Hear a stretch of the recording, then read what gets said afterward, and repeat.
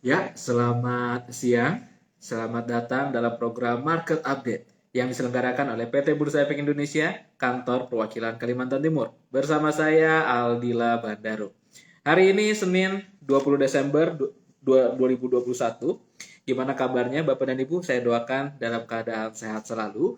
Program Market Update ini dibuat untuk memberikan sosialisasi dan edukasi terkait bagaimana caranya berinvestasi di pasar modal, di mana kita mengundang narasumber yang luar biasa setiap harinya untuk membahas pandangan-pandangannya ya terkait kondisi IHSG hari ini ya. Jadi diharapkan setelah pertemuan ini Bapak dan Ibu memiliki tambahan wawasan ya terkait bagaimana pasar modal ya. Nah, sebelum saya mulai, topik kita hari ini adalah luar biasa banget ya. Kita kedatangan narasumber yang luar biasa. Market Update hari ini kita bekerja sama dengan Indo Premier Sekuritas. Kita kedatangan narasumber yang luar biasa dengan Mbak Vela Lestesiavina, Equity Analyst dari Indo Premier. Nah, topik kita hari ini adalah fenomena window dressing dan January Effect di akhir tahun. Nah, seperti yang kita ketahui ya, bulan Desember ini biasanya para pelaku pasar berekspektasi gitu ya terjadinya window dressing, di mana setiap dalam sejarahnya fenomena window dressing ini selalu terjadi setiap tahun dengan probabilitas yang tinggi. Nah, melihat situasi IHSG terkini, kira-kira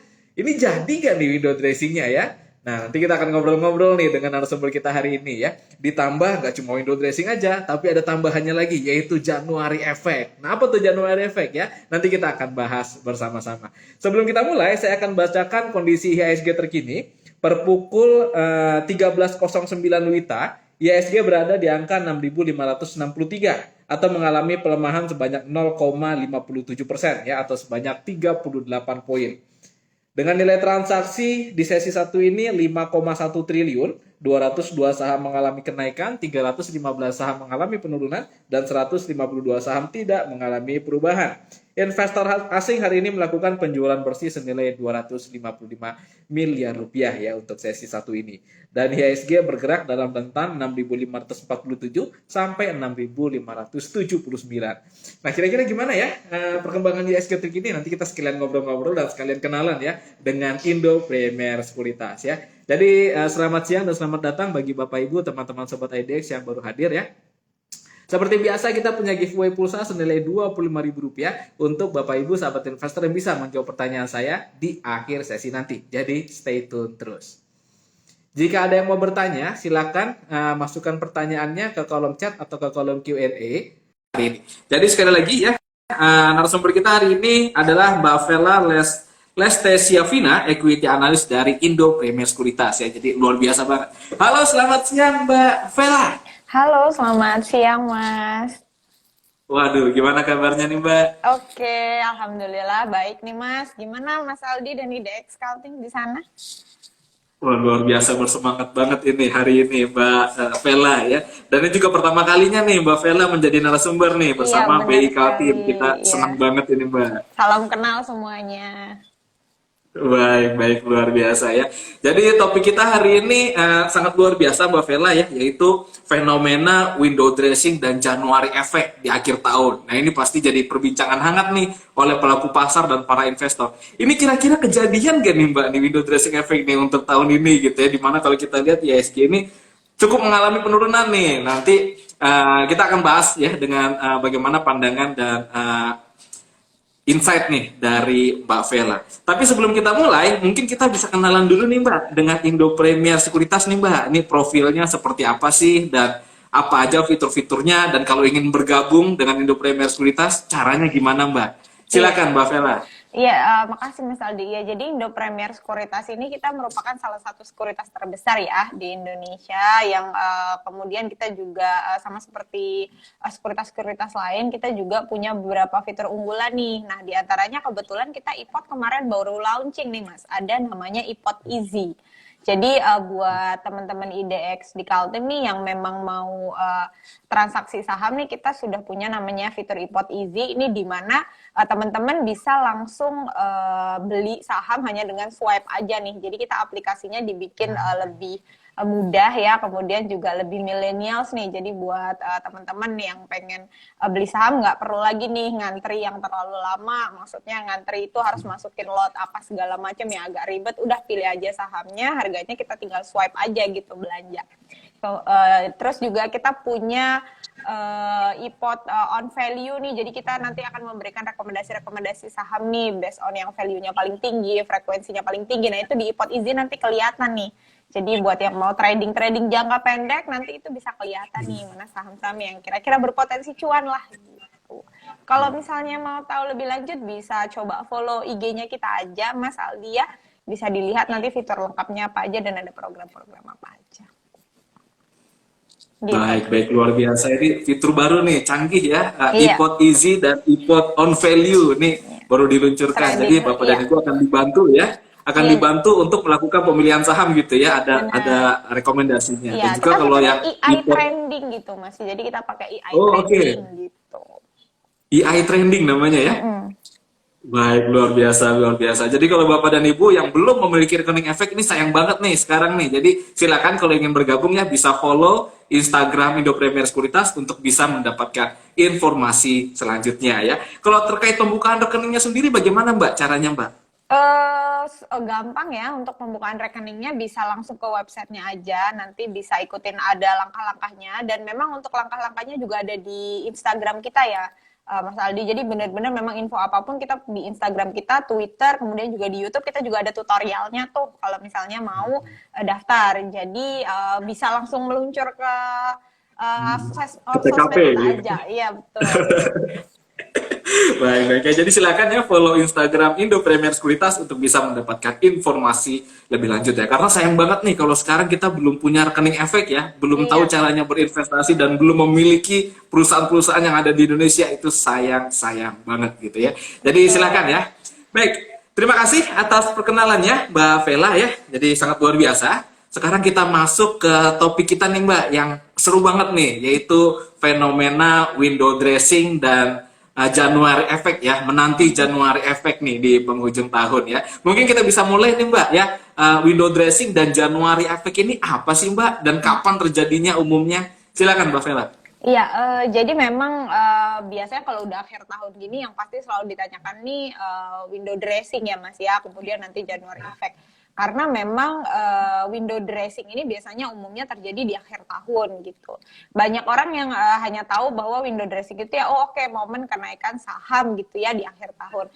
Tetapi penyebabnya apa sih gitu. Jadi window dressing ini penyebabnya di antara lain itu adalah kenaikan saham yang diakibatkan oleh aksi beli dari rata-rata nih sebenarnya manajer investasi nih yang ada gitu ya. Karena memang ada kecenderungan di akhir tahun manajer investasi itu biasanya dia ingin memoles laporannya nih. Jadi saham-saham atau portofolionya ya gitu. Jadi saham-saham yang ada di portofolionya biasanya dia ingin adalah saham-saham yang memang punya kinerja yang bagus gitu. Nah, dikarenakan manajer investasi ini kan dananya banyak sekali ya Mas ya. Ada triliunan gitu, sehingga kalau dia masuk ke salah satu saham di momen yang cukup pendek, itu ada potensi bahwa dia akan menaikkan harga saham tersebut gitu. Dan kalau ini dilakukan bersamaan, otomatis indeks kita juga naik ya gitu. Nah jadi momen window dressing itu sebenarnya seperti itu gitu. Baik. Jadi ini berdasarkan sejarahnya sering banget kejadian yang Mbak ya, Iya. karena akhir tahun itu saham-saham ini mengalami kenaikan gitu. Kalau secara historical sih sebenarnya sejak tahun 2000 ya, sejak tahun 2001 gitu. Kalau dari tahun 2000 mungkin hanya merah satu kali aja gitu. Tapi kalau dari 2001 sampai ke 2020 itu mayoritas sih hijau ya. Hampir 90%-an lah gitu. Pasti biasanya sih di Desember itu akan hijau. Bahkan kemarin ya di pandemi juga hijau kemarin. Statistikanya begitu. Baik. Jadi walaupun pandemi tahun kemarin masih tetap hijau nih, masih terjadi nih window dressing effect gitu ya. Nah kalau sekarang nih Mbak, ini kan ditambah lagi kita mungkin bicara situasi sekarang ya. Dan juga saya ingin minta komentar Mbak Vela nih terkait kondisi IHSG terkini gitu ya. Mungkin pertama-tama tadi kita bilang, tadi saya sempat singgung di awal kalau IHSG kita nih kembali ke area 6.500-an nih Mbak, yang artinya kan mengalami penurunan ya dibanding minggu kemarin atau 2 minggu sebelumnya di mana kita konsisten di atas 6.600. Nah kira-kira pandangan Mbak Vela nih terkait kondisi IHSG sekarang ini seperti apa sih Mbak? Dan ini bisa memicu nggak nih kalau nanti window dressing effect bisa nggak berpengaruh nih untuk tahun ini? Gimana pandangannya Mbak Vela? Iya, jadi sebagai informasi sebenarnya dalam 1 minggu terakhir ya, per Jumat kemarin memang indeks kita itu sempat minus ya, minus tipis di 0,77% ya. Dan closingnya kalau Sabtu kemarin 6.600 ya, dan hari ini juga dilanjutkan melemah nih gitu. Nah, sentimennya sih sebenarnya nggak bisa kita pungkirin, jauh-jauh sebenarnya COVID lagi itu salah satunya ya gitu. Memang berita kemarin adanya Omikron yang kemudian juga udah masuk di Indonesia ya, ini kemudian membuat adanya koreksi gitu. Tapi sebenarnya kalau kita lihat koreksinya sih tidak terlalu dalam ya gitu.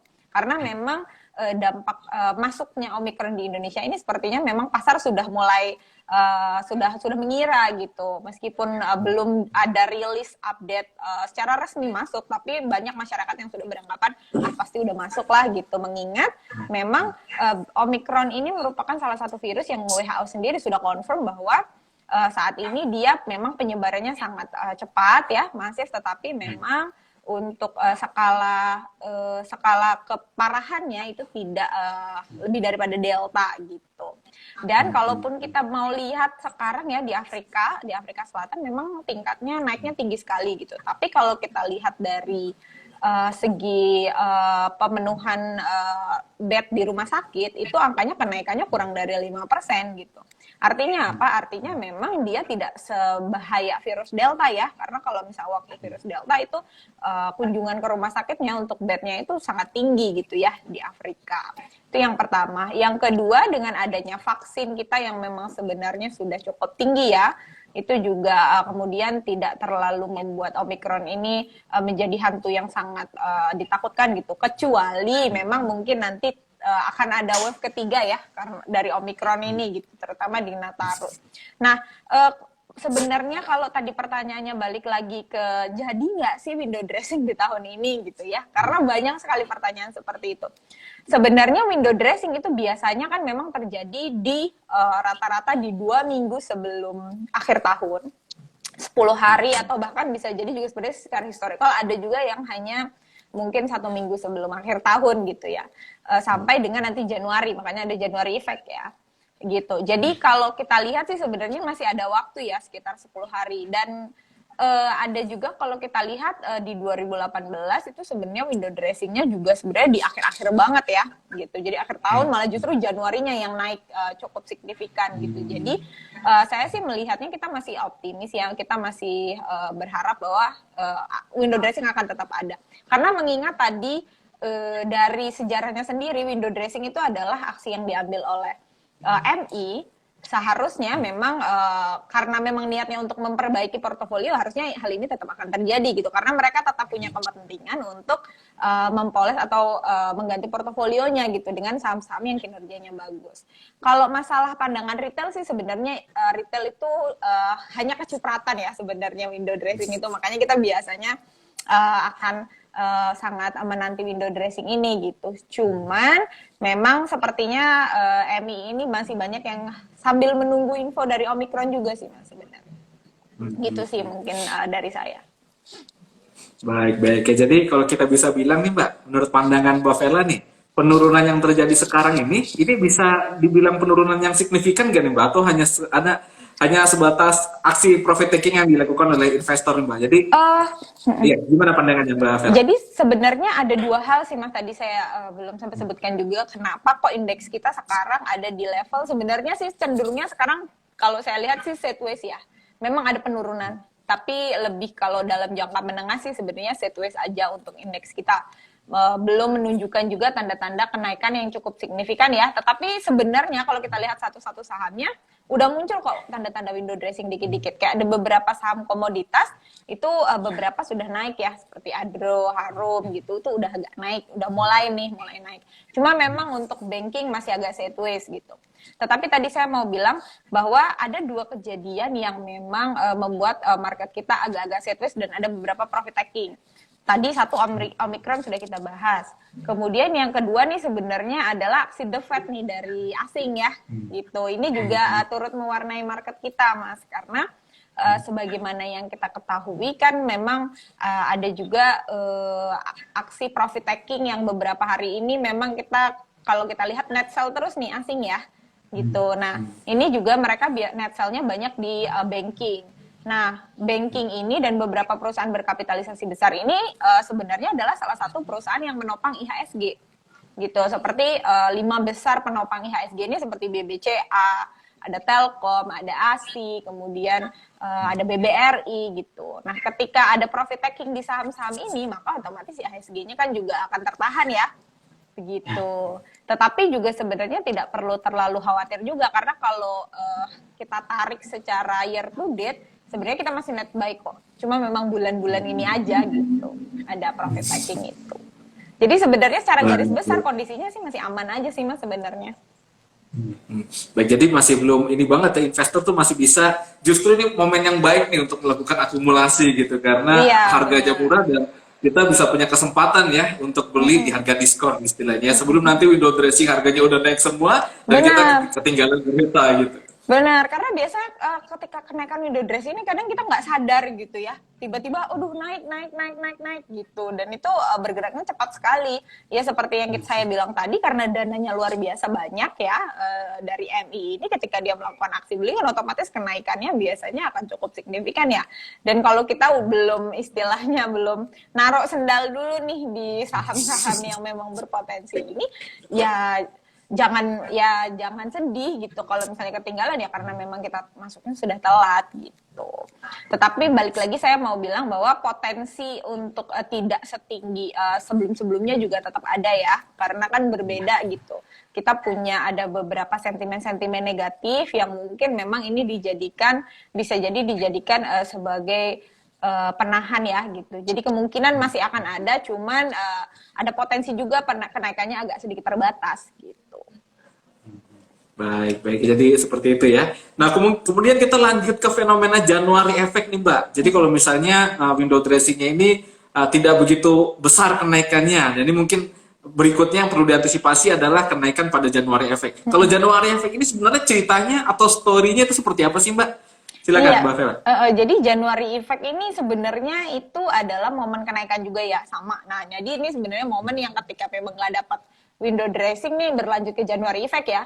Secara historikal juga sebenarnya Januari Effect ini selalu terjadi juga ya, gitu. Jadi memang kelanjutan yang terjadi setelah Desember. Karena memang begini, kecenderungan biasanya di akhir tahun itu, ini kan ada Natal ya, ada tahun baru, kemudian juga biasanya di akhir tahun itu mendekati awal tahun juga ada beberapa bonus-bonus segala macam gitu. Jadi ada dana-dana yang memang istilahnya ada dana yang tersedia memang yang bisa untuk dibelanjakan gitu. Nah biasanya momen-momen ini dimanfaatkan untuk belanja. Selain itu juga kalau kita lihat biasanya pelaporan-laporan keuangan nih gitu. Laporan keuangan ini kan biasanya kalau sudah konsolidasi ini ada beberapa perusahaan yang bagus-bagus mereka baru mengeluarkan laporan keuangan akhir tahunnya ya.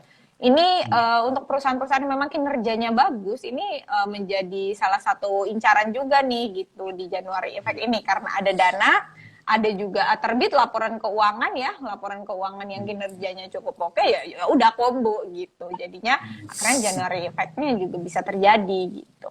Nah ini juga mungkin jadi salah satu sesuatu yang menarik juga nih buat investor ketika misalnya memang nanti window dressing tidak berjalan terlalu sesuai ekspektasi yang tinggi ya seperti tahun-tahun sebelumnya meskipun misalnya terjadi tapi terbatas. Momen Januari Effect ini juga masih menjadi sangat menarik gitu karena kenaikannya bisa jadi berlanjut apalagi memang kalau kita lihat untuk saham-saham terutama saham-saham yang memang diuntungkan di 2021 ini misalnya sejak komoditas ya sebut saja itu kan kinerjanya cukup sangat positif ya dan sebagaimana sebelumnya juga ketika laporan keuangan perusahaan terbit dan kinerjanya bagus biasanya harga sahamnya pasti akan melesat gitu ya gitu. Baik. Jadi memang selalu berurutan ya Mbak ya setelah window dressing gitu ya kemudian Januari Effect dan penyebabnya pun berbeda ya kalau di window dressing penyebabnya adalah manajer investasi yang melakukan pembelian kalau di Januari Effect nih karena orang investornya punya dana berlebih ya setelah tahun baru dan Natal gitu jadi memang dua fenomena ini yang biasanya dinanti oleh investor. Nah kalau menurut pandangan Mbak Vela sendiri nih untuk menanti Januari Effect, menanti window dressing dan Januari Effect itu sebenarnya sektor-sektor apa sih Mbak yang layak nih untuk diperhatikan oleh investor? Ya, jadi sektor-sektor yang layak diperhatikan pastinya adalah sektor-sektor, kalau misalnya ngomongin window dressing, kita pasti harus kacamatanya adalah kacamata sebagai MI ya. Jadi gini, kalau seandainya kita sebagai, kalau kita menjadi MI nih, kira-kira kalau misalnya saya mau investasi dana saya, itu saya harus investasi ke perusahaan yang seperti apa sih? Gitu. Karena saya punya dana yang sangat besar. Yang kedua, saya memang ingin memperbaiki, bukan memperbaiki ya, tapi lebih mungkin kata tepatnya adalah pengen portofolio saya terlihat bagus lah gitu ya, dengan di mana portofolio saya itu saham-saham yang memang kinerjanya bagus gitu. Nah, maka kalau misalnya seperti itu, maka pilihlah saham-saham yang memang satu kinerjanya pasti harus bagus. Ya, jadi kinerja laporan keuangan secara fundamental itu juga harus bagus gitu. Itu yang pertama. Yang kedua, perusahaannya biasanya adalah dia akan pilih perusahaan yang market cap-nya gede. Kenapa? Karena dia punya dana besar. Kalau dia langsung masuk ke perusahaan yang market cap-nya tidak terlalu besar, maka ya dananya susah gitu untuk mengalokasikan dananya ya gitu. Yang ketiga biasanya harusnya perusahaannya yang liquid ya gitu. Karena kan memang ketika balik lagi kita nggak bisa pungkiri bahwa kalau kita masuk di sini MI ya kita butuh likuiditas ya gitu. Jadi saham berdasarkan kriteria tadi, maka salah satunya tadi saya bilang adalah saham yang kinerjanya bagus. Maka pilihlah saham-saham yang memang di 2021 ini secara tahunan ya diuntungkan dengan kondisi ekonomi yang ada gitu. Nah, selama 2021 ini perusahaan-perusahaan yang diuntungkan dengan kondisi ekonomi atau kinerjanya cukup oke lah gitu ya. Itu sebenarnya terutama mungkin karena Covid masih ada, di sini bisa dibilang saya sih teknologi, infrastruktur teknologi ya. Itu salah satu nih saham-saham yang kaitannya dengan infrastruktur teknologi lah. Ini kinerjanya juga cukup oke di tahun ini. Kemudian komoditas. Kita tahu bahwa kenaikan komoditas untuk 2021 lumayan ya. Bahkan banyak yang berpendapat bahwa wah ini akan komoditas boom gitu. Karena memang harganya cukup fantastis gitu. Sehingga kinerja laporan keuangannya juga naiknya cukup sampai puluhan. Bahkan ada yang ratusan kali lipat gitu. Kemudian selain itu juga banking kita nggak bisa pungkiri ya, karena banking ini termasuk juga kriterianya sebagai perusahaan yang memang kapitalisasinya besar, kemudian juga kinerjanya juga dia mengikuti kinerja ekonomi nih gitu. Jadi memang mungkin yang bisa diperhatikan saham-saham di sektor itu sih kalau dari saya. Baik, jadi ada 3 ya Mbak ya, infrastruktur teknologi, kemudian komoditas, dan banking nih untuk yang window dressing. Tapi kalau untuk yang Januari Effect nih Mbak, ini kan kita bicara dari sudut pandang investor nih. Nah kira-kira ada perbedaan seleksi atau kriteria sektornya nggak Mbak? Biasanya Januari Effect ini kita akan nggak jauh-jauh dari consumer ya, consumer, kemudian juga sektor retail gitu ya. Apalagi kan biasanya memang peak seasonnya untuk retail ini salah satunya itu menjelang menjelang Lebaran ya, biasanya pertengahan tahun itu karena ada momen-momen Lebaran, kemudian akhir tahun ya karena biasanya liburan, momen liburan ya, apalagi sekarang kan memang PPM level 3 memang ditiadakan, maksudnya tapi kan sebenarnya masih ada PPKM Nataru ya, yang sebenarnya ada himbauan untuk tetap di daerah, tetap di sini gitu, tidak terlalu bepergian gitu, apalagi keluar negeri. Otomatis kan di sini ketika orang-orang punya dana gitu ya, tadi kita bilang punya dana dari bonus, dana Natal kan, kalau yang misalnya THR untuk Natal kan juga keluar tuh gitu. Nah ini biasanya dia akan menghabiskan dananya kemana sih gitu, menghabiskan dananya ya spendingnya dia biasanya ke mall gitu ya, apalagi di kota-kota besar ya gitu. Mall, kemudian juga belanja gitu, barang-barang kebutuhan pokok gitu ya, itu biasanya pasti akan naik gitu. Dan biasanya sih yang akan mengikuti itu gitu. Dan juga sebenarnya properti ini biasanya sih harusnya sih naik ya gitu juga, karena memang mengikuti komoditas pun bisa, kalau komoditas ekonomi udah mulai naik, udah mulai bagus ya, properti juga akan mulai naik juga nih gitu, seiring dengan adanya kontrak-kontrak baru nih yang mulai sudah dirilis oleh sektor-sektor infrastruktur gitu. Baik. Jadi itu ya sektor-sektor yang bisa diperhatikan nih oleh sahabat investor. Nanti kalau misalnya teman-teman Sobat IDX yang ingin dapat info riset lebih lanjut ya, silakan ya bergabung dengan Indo Premier Sekuritas. Itu ada fasilitasnya ya. Nanti akan ada tuh riset setiap hari, akan ada informasi harian yang bisa diberikan kepada investor. Jadi jangan khawatir ya. Nah, berikutnya nih Mbak Vela ya, bagaimana nih investor untuk mengantisipasi nih Mbak ya fenomena dari window dressing dan January effect ini nih? Apakah kita sudah bisa mulai akumulasi atau justru wait and see dulu nih sampai penurunan berakhir? Silakan Mbak Vela. Kalau untuk saham-saham sih sebenarnya kalau misalnya teman-teman memang rekomendasinya sih sudah mulai bisa masuk ya, karena tadi kita bilang kalau misalnya nunggu dia naik dulu ya kita ketinggalan gitu. Jadi ya sebenarnya pastikan aja kita masuk ke saham-saham yang tadi ya saya bilang berpotensi naik gitu. Karena sebenarnya gini, kalaupun kita masuk ke saham-saham tadi sebenarnya kan masih ada January effect ya. Dengan catatan tadi kita memang memilihnya saham-saham dengan kriteria yang bagus gitu. Saham-saham yang memang yang liquid, kemudian juga saham-saham yang kinerjanya bagus. Itu yang pertama. Yang kedua, kita juga harus ada trading plan nih, trading plan yang bagus gitu ya. Selain tadi kita sudah memilih, karena kalau kita ngomongin January effect kan sebenarnya jangkanya pendek ya, bisa kita bilang cuma swing paling berapa minggu aja ya gitu. Nah kita harus punya trading plan gitu. Banyak yang mereka berpikir bahwa oke, window dressing itu naiknya nanti akan luar biasa signifikan, sehingga ketika itu terjadi kita punya sahamnya kenaikannya masih terus naik, kita masih mikir wah ini kayaknya bakal naik lagi deh, bakal naik lagi. Kita tunggu aja gitu. Tahu-tahu tiba-tiba ada yang take profit, tahu-tahu jatuh. Keuntungan yang tadi ada itu hanya jadi potensi keuntungan aja gitu ya. Kita jadinya malah justru loss. Nah, ini banyak terjadi juga nih Mas Aldi. Jadi mungkin tipsnya adalah buatlah trading plan yang baik dan disiplin gitu. Jadi kalau misalnya memang kita punya trading plan untuk window dressing katakanlah 10-15% gitu. Ketika sudah mencapai itu, ya sudah take profit saja gitu loh. Nah, begitu juga dengan ketika misalnya ternyata window dressing tidak terjadi sesuai ekspektasi kita, kita punya trading plan cut loss di angka berapa persen, ya udah cut loss gitu. Karena itu udah sesuai trading plan kita, sehingga hal ini tidak akan terlalu membebani kita. Itu yang pertama. Yang kedua, tadi kan saya ada memberikan beberapa sektor ya gitu. Ya bisa naruhnya itu tidak hanya di satu sektor atau satu saham saja gitu untuk menghindari risiko ya.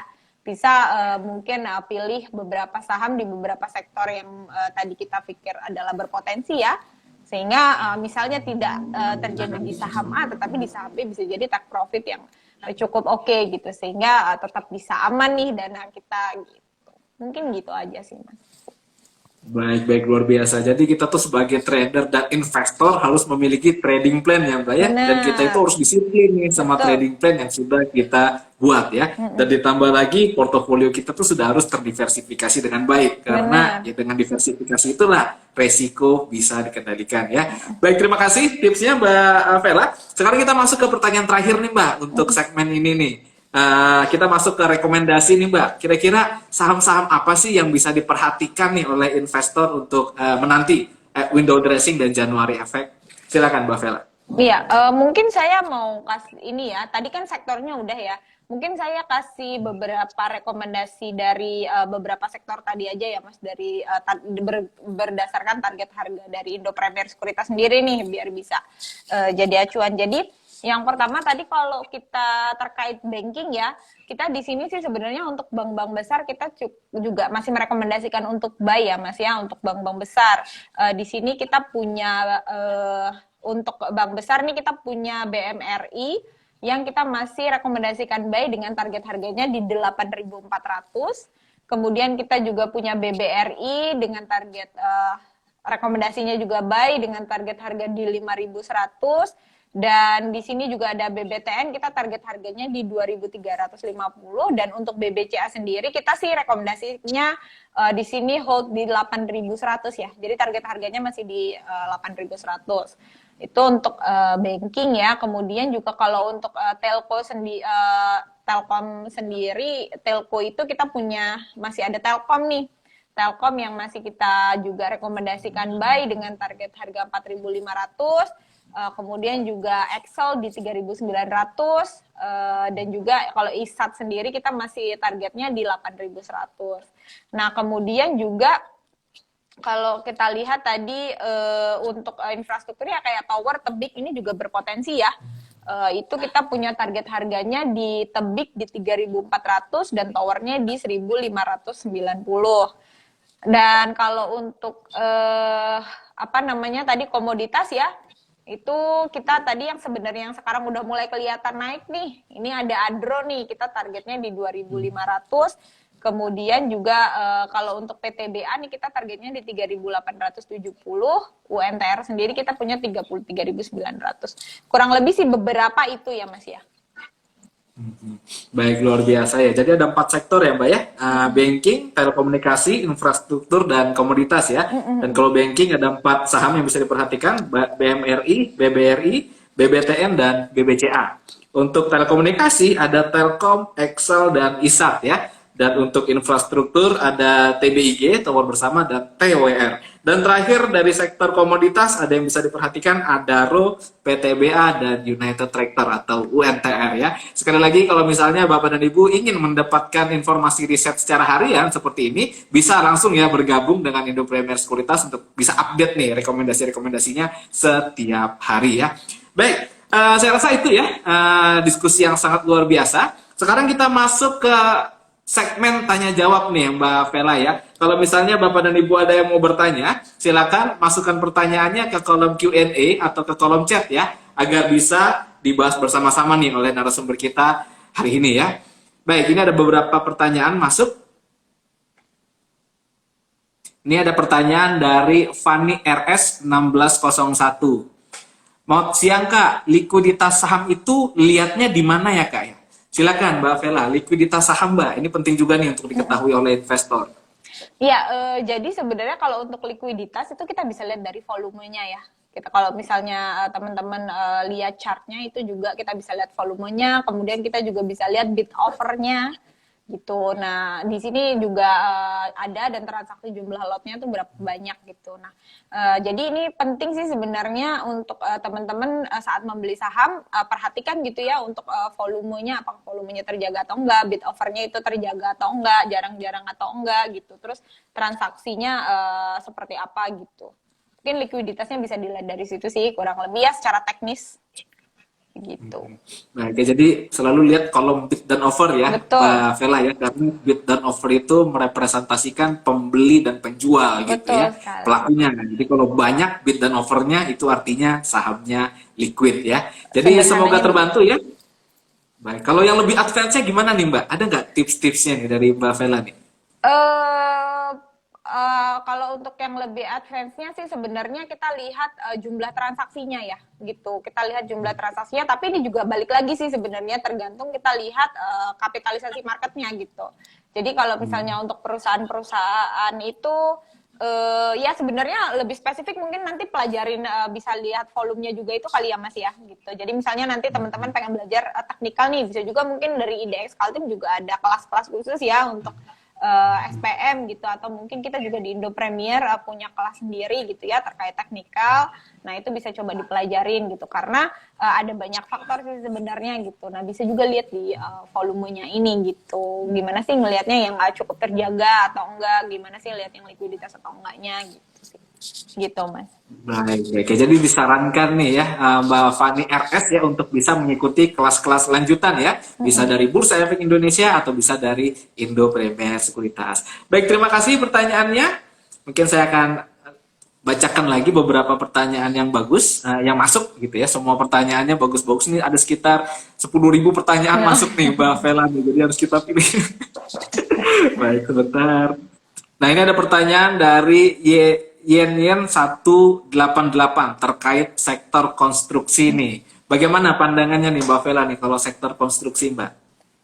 Iya, tadi seperti saya bilang ya, sebenarnya kalau untuk view-nya sih memang harusnya untuk konstruksi di 2022 itu sih cukup positif ya, karena memang biasanya kalau setelah ada komoditi boom nih gitu, biasanya next-nya itu konstruksi itu termasuk salah satu yang akan naik. Kenapa? Karena biasanya komoditas ini kan akan berpengaruh terhadap banyak sekali sektor ya gitu. Mulai dari tadi ekspor impor, kemudian juga naik juga bisa jadi karena permintaan yang cukup oke gitu. Nah kemudian juga kalau kita lihat untuk sektor konstruksi ini tadi terkait kontrak kontrak untuk tahun 2022 ini juga cukup banyak ya, sudah cukup oke gitu. Apalagi seiring pemulihan ekonomi sekarang ya, kita lihat bahwa banyak proyek-proyek infrastruktur yang akan mulai dibangun kembali nih gitu. Seperti kalau tadi pertanyaannya ke Waskita, ini juga kan kemarin beritanya terupdate dia juga akan mengerjakan bandara ya, salah satu bandara di Bali gitu. Nah ini juga menjadi sentimen positif juga gitu untuk sektor ini. Meskipun kalau kita lihat pergerakan sahamnya sekarang masih downtrend ya, gitu, masih sangat downtrend. Tapi ini sebenarnya penyebabnya apa sih? Penyebabnya lebih ke karena memang di akhir tahun ini yang sedang menjadi primadona untuk sektornya itu lebih ke tadi saya bilang komoditas ya gitu, karena memang lagi dalam kondisi ekonomi yang mungkin bisa dibilang agak fluktuatif gini. Biasanya sektor-sektor yang kaitannya dengan komoditas ini disukai nih gitu daripada sektor-sektor di kaitannya dengan infrastruktur gitu. Karena apalagi di 2021 ini kan ada beberapa proyek yang agak mandek ya gitu. Jadi memang kayaknya masih menunggu gitu. Tapi jangka panjang oke. Baik. Ditambah lagi di Kalimantan Timur sendiri ini ditunjuk menjadi ibu kota gitu ya, ibu kota Betul negara yang sekali. baru gitu. Jadi bisa jadi prospek juga ya untuk Benar-benar. sektor dari komoditas. Konstruksi maksud saya. Kalau kita sendiri sih sebenarnya target harga untuk Waskita sendiri ya, Mas ya, kita dari Indo Premier kita punya target harga dia di 980 untuk Waskita. Kalau sekarang harganya dia tadi closing di 740 sih sebenarnya masih ada spread ya gitu. Cuma memang kita rekomendasinya masih hold gitu. Baik ya. Jadi seperti itu ya. Semoga terjawab Yen 188 ya. Ini mungkin pertanyaan terakhir ya, karena kita sudah hampir menuju di penghujung acara. Saya akan pilih ini pertanyaan pamungkas nih, Mbak Vela ya. Silakan kalau ada yang mau bertanya. Ini banyak sekali pertanyaannya, bagus-bagus gitu. Jadi kadang-kadang saya agak milihnya tuh agak gimana gitu ya. Nah ini mungkin pertanyaan cara valuasi nih Mbak. Pertanyaan dari Fajar Hardi Budiman nih kan. Kalau kita sebagai investor kan salah satu skillnya itu melakukan valuasi ya Mbak ya. Nih, kira-kira kalau menurut pandangan Mbak Vela nih, bagaimana sih melakukan valuasi ya? Ini pertanyaan dari Fajar Ham Budiman. Siang Kak, cara melihat valuasi perusahaan bagaimana ya? Silakan Mbak Vela. Iya, sebenarnya valuasi itu kan cara kita menilai prospek ke depan ya. Perusahaan ini gimana sih gitu, menilai harga wajarnya lah gitu. Jadi kira-kira harganya sekarang udah terlalu mahal atau masih sangat murah ya gitu dengan kondisi sekarang gitu. Nah, cara untuk melakukan valuasi itu sebenarnya ada banyak sekali ya, Sobat IDX dan juga Sobat IPOT gitu. Ada yang memang advance banget, tetapi advance ini juga kita butuh pengetahuan yang mendalam terkait laporan keuangan gitu ya. Ada yang namanya DCF model, FCFF gitu. Ada banyak sekali yang biasanya ini sudah dilakukan oleh mungkin ekspertis saham, dan mereka biasanya mengeluarkan nilai wajar saham. Nah, biasanya mereka melakukan valuasi itu. Nah, tetapi kalau secara sederhana untuk kita sebagai investor, mungkin kalau ini pemula ya, itu kita sebenarnya cukup melihat sinyal-sinyal dari beberapa rasio-rasio yang sudah ada gitu ya. Ini sebenarnya sudah cukup menggambarkan ya dari rasio-rasio gitu. Untuk melakukan valuasi ini biasanya sih kalau rasio yang biasanya kita selalu pakai keseringan itu kita bisa pakai PER, bisa pakai PBV, kita juga bisa pakai EV/EBITDA misalnya gitu ya. Nah, ini merupakan sinyal-sinyal atau rasio-rasio yang memang kita bisa pakai untuk melihat kira-kira kinerja sahamnya ini valuasinya bagus atau enggak gitu. Tetapi perlu diingat dalam melakukan PER dan melakukan valuasi dengan PER PBV ini sebenarnya bukan sesuatu valuasi yang advance banget ya. Ini hanya rasio yang bisa kita pakai untuk compare gitu. Jadi ini rasio compare kalau saya bilang. Jadi misalnya kalau kita mau melihat kira-kira valuasi saham A ini PER-nya dengan menggunakan metode PER, pastikan kita tidak hanya melihat dari satu sisi aja. Misalnya PER perusahaan A harganya 20 kali gitu PER-nya. Kita berasumsi bahwa oke, PER yang bagus tuh harusnya di bawah 10 gitu. Nah, sebenarnya nggak gitu. Tapi kalau misalnya teman-teman mau melihat, teman-teman harus compare dengan historikalnya, dan juga teman-teman bisa compare juga dengan industri sejenis gitu. Jadi manfaatkan rasio-rasio yang ada, baik itu PER, PBV, atau bahkan mungkin rasio keuangan sekaligus, misalnya ROE-nya, DER-nya gitu. Compare dengan historikalnya. Kalau misalnya pairnya 20 kali tetapi secara historikal dia pairnya tadinya 30 kali, 35 kali ya berarti dia bagus gitu. Sebaliknya kalau pairnya cuma 2-3 kali tapi sebelumnya dia pairnya ada di angka angka yang lebih tinggi ya berarti apakah itu bagus atau enggak. Bandingkan juga dengan industri sejenisnya gitu. Kalau misalnya memang angka 20 kali ini ideal di satu industrinya maka ya sebenarnya nggak masalah gitu. Kecuali dia bisa dibilang paling beda sendiri. Nah, ini bisa jadi indikasi bahwa ada yang perlu dilihat nih valuasinya gitu. Coba next cek lagi ke rasio-rasio seperti profitabilitas, DER dan segala macamnya. Kayak begitu sih Mas gitu. Baik, baik. Dan kalau ingin melihat rasio-rasio ini ada di mana ya Mbak ya? Di Indopremier sendiri ada nggak sih datanya tersaji? Iya, Silakan Mbak. kebetulan kita juga menyajikan ya untuk Sobat IPOT, terutama nih kalau Sobat IPOT memang pengen melihat, kita punya IPOT on Windows yang memang kita menyajikan tadi ya, kalau mau lihat likuiditas juga tuh juga bisa lihat di situ ya, kita di IPOT on Windows ini, teman-teman bisa buka aja IPOT on Windows, nanti bikin akunnya, terus maksudnya langsung buka aja sebenarnya nggak perlu bikin langsung buka aja bisa lihat bid offernya itu tadi untuk likuiditasnya. Kalau untuk fundamentalnya nanti Sobat IPOT juga bisa klik sahamnya, nanti ada fitur untuk bisa melihat fundamental perusahaannya. Nah di situ di fundamentalnya kita sudah menyajikan secara historikal kayak revenue-nya, kemudian juga labanya, kemudian biaya-biayanya plus juga rasio-rasionya. Baik itu pernya, baik itu ROA-nya, baik itu ROE-nya, itu semuanya kita sudah sajikan di situ. Dan itu juga sifatnya adalah historical ya, kita bisa atur sendiri. Jadi Sobat IPOT kalau mau compare nggak perlu harus cari satu-satu gitu. Jadi itu udah sangat dimudahkan sekali. Jadi sih sebenarnya gitu.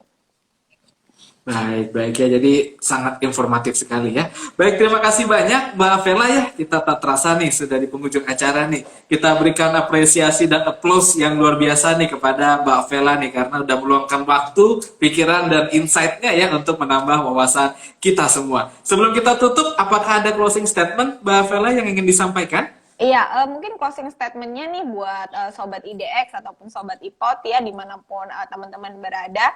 Kalau misalnya memang mau window dressing, memanfaatkan momen window dressing, ataupun apapun itu misalnya mau trading, jangka pendek atau jangka panjang, pastikan Sobat IPOT sudah punya trading plan yang bagus, dan please untuk bisa disiplin ya dengan trading plan-nya gitu, karena dengan trading plan itu kita bisa mencapai apa yang kita inginkan gitu. Tapi kalau nggak disiplin ya, jangan marah-marah gitu kalau misalnya portofolionya turun gitu ya. Mungkin itu saja sih yang bisa sampaikan ya Mas Aldi.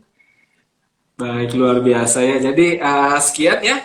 Mohon maaf Mbak Vela kalau ada salah kata, salah sikap yang kurang berkenan. Semoga di lain waktu kita bisa mengundang kembali nih Mbak Vela untuk memberikan pandangan-pandangannya terkait kondisi IHSG terkini. Sekian Mbak Vela, selamat siang, selamat melanjutkan aktivitas dan tetap sehat selalu Mbak Vela.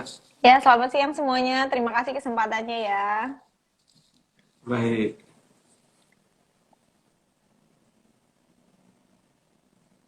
Ya, dengan berakhirnya sesi tanya jawab, berakhir juga ya sesi market update hari ini ya. Diskusi yang sangat luar biasa bersama Indopremier Sekuritas. Sekarang kita masuk sesi quiz. Kita punya giveaway pulsa senilai Rp25.000 untuk sahabat investor yang bisa menjawab pertanyaan saya. Caranya follow dulu Instagram IDX Kaltim, kemudian jawab pertanyaannya via DM ke IDX Kaltim ya.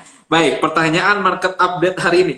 Sebutkan 3 rekomendasi saham dari sektor telekomunikasi yang telah disampaikan oleh Mbak Vela. Sebutkan rekomendasi saham dari sektor telekomunikasi yang sudah disampaikan oleh Mbak Vela. Nah, bagi yang tahu jawabannya, segera DM kita. Yang cepat, tepat, dan benar akan berpeluang jadi juara. Sekian dari saya. Terima kasih atas perhatiannya. Saya Aldila Bandaro. Mohon pamit undur diri. Selamat siang dan salam pasar modal Indonesia. Terima kasih.